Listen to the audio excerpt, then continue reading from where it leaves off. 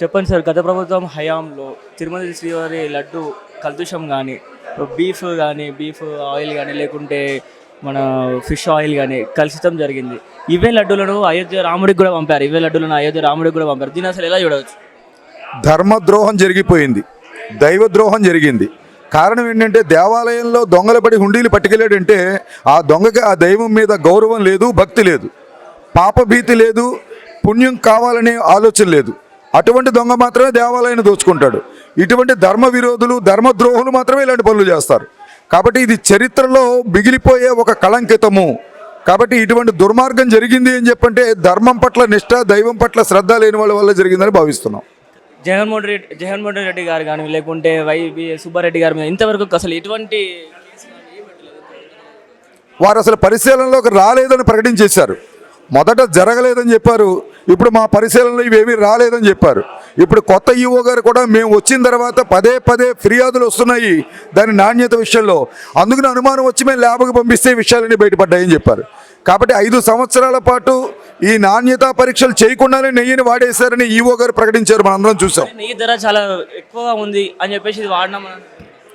నెయ్యి ధర ఎక్కువ ఉందని వాడారా, తక్కువకు వస్తుందని వాడారా? సామాన్యమైన మార్కెట్లో ఉన్నది నెయ్యి ధర ఏమిటి? మీకు 320 రూపాయలకి ఎలా వచ్చింది? సరే, తక్కువకు వచ్చింది.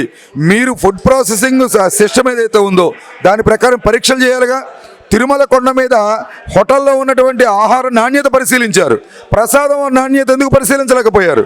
కాబట్టి ఇది తెలిసే జరిగిందని విశ్వ పరిషత్ భావిస్తాం. ఇంతవరకు ఈ ప్రభుత్వం సుమోటోగా కూడా ఇంతవరకు ఏ కార్యాచరణ కూడా తీసుకోలేదు. ప్రభుత్వము రాజకీయంగా దీనిని ఉపయోగించుకుంటుంది అన్న ఆలోచన రాకుండా జాగ్రత్త పడవలసిన అవసరం మాత్రము ప్రస్తుత పాలకులది. ఎందువల్లంటే సుమారు 60-70 గంటలు అయిపోయింది ఇది వచ్చి, వాళ్ళ చేతిలోకి వచ్చి జూలై 19. ఇంతవరకు ఎఫ్ఐఆర్ నమోదు కాలేదు, కేసు బుక్ చేయలేదు. ఈ దుర్మార్గం చేసిన దుర్మార్గులు తీసుకెళ్ళి లోపల వేయలేదు. కాబట్టి ఇది వేగంగా జరగకపోతే ఈ అనుమానం ప్రభుత్వం మీద వచ్చే అవకాశం ఉంది. కాబట్టి వెంటనే 24 గంటల్లో ముందు అరెస్టులు చేయండి, లోపల పడేయండి, దర్యాప్తు చేయండి. అప్పుడు మాత్రమే మిగతా విషయాలు బయటకు వస్తాయి. ప్రస్తుతం ఉన్న ప్రభుత్వము ఈ కార్యాచరణ తీసుకోకపోతే మీ కార్యాచరణ మేము ప్రత్యక్షంగా ప్రజల్లోకి వెళ్ళి అయోధ్య ఉద్యమాన్ని ఎలా నిర్మాణం చేశామో, తిరుమల తిరుపతి సంరక్షణ సమితి పేరుతో 7 కొండలు 2 కొండలు చేసినప్పుడు ఉద్యమం చేసి మళ్ళీ 7 కొండల జీవో ఏ విధంగా తీసుకొచ్చామో అలా వెనక్కి తిరిగి చూడకుండా ఈసారి ఇది తప్పనిసరిగా హిందూ దేవాలయాల స్వతంత్రతకు కూడా నాంది పలికేలా ఉధృతమైన ఉద్యమాన్ని విశ్వ హిందూ పరిషత్ తీసుకుంటుంది. చెప్పండి అమ్మా, శ్రీవారి లడ్డు కలుషితమైన దాని గురించి. కోట్లాది హిందువుల మనోభావాల మీద దెబ్బ కొట్టినటువంటి పరిస్థితి. లడ్డు అంటేనే స్వామి దగ్గరికి వెళ్ళలేని వాళ్ళం, లడ్డు ప్రసాదం తింటే చాలు మా కష్టం తొలుగుతుంది అనే నమ్మకంతో ఉన్నటువంటి వాళ్ళం. ఈ నమ్మకాన్ని వమ్ము చేయడం ఎక్కడ మొదలైంది అంటే, ఒకవైపు ఆర్థిక వ్యవస్థను, అంటే మేము డబ్బును బాగా సంపాదించుకోవడం కోసం అనుకొని చేశారో తెలియదు. ఎందుకంటే కొన్ని వందల సంవత్సరాల నుండి, దాదాపుగా 100 కాకపోయినా 50-60 సంవత్సరాల నుండి ఒక సంస్థకి ఇచ్చినటువంటి ఆ నెయ్యి కాంట్రాక్ట్ ఇంకొకరికి ఇవ్వడం అనేది ఒక మార్పు.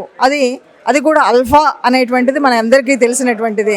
ఈ అల్ఫా అనేటువంటి కంపెనీకి ఇవ్వడం ఉన్న వెనుక ఉద్దేశం ఏంటి అంటే, ఈ మతం అంటే నమ్మకం లేదా, ఈ ధర్మం అంటే నమ్మకం లేదా? పవిత్రమైనటువంటి వెంకటేశ్వర స్వామి యొక్క లడ్డూ ప్రసాదంలో ఏ కొవ్వు పడితే ఆ కొవ్వు పెట్టడానికి కొవ్వెక్కున్నారా జనాలు అర్థం కాలేదు. అంటే ఒక మామూలు వాడి నుండి ఎంతో పెద్దవాడి వరకు ఈ ప్రసాదాన్ని, అంటే దేశానికి ప్రధానమంత్రి అయినప్పటికీ కూడా కళ్ళకెద్దుకొని తినేటువంటి ఈ ప్రసాదాన్ని కలుషితం చేయాలి అనేటువంటి వాడి ధైర్యానికి మెచ్చుకోవడమా, లేదు ఆ దుర్మార్గులు అని ప్రతి హిందువుకి ఈ విషయం తెలిసి వాడిని ఉరితీసిన పాపం లేదు అనేటువంటి భావన రావాలి. ముఖ్యంగా ఇది వాళ్ళు చేసినటువంటి పాపం మామూలు పాపం కాదు.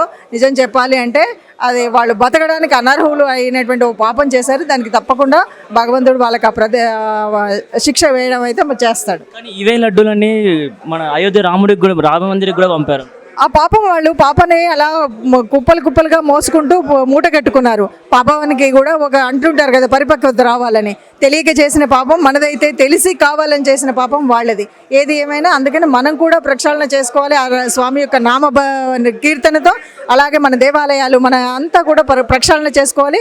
నిద్రపోతున్న హిందువులందరూ లేచి మన ధర్మాన్ని మనం కాపాడుకోవడానికి, మనం ఇంట్లో నిద్రపోవడం కాదు, ఇలాంటి పరిస్థితి వచ్చినప్పుడు ముందుకు వెళ్ళాలి అనేటువంటి భావన మన వాళ్ళందరికీ రావాలి. ప్రస్తుత ప్రభుత్వము అసలు సుమోటోగా కేసు కూడా ఇంతవరకు ఎటువంటి కేసు అవును, వాళ్ళు వేయలేదు. అది రాజకీయ ప్రలాభం వరకే ఉన్నారు అంటే వేయలేట్టు.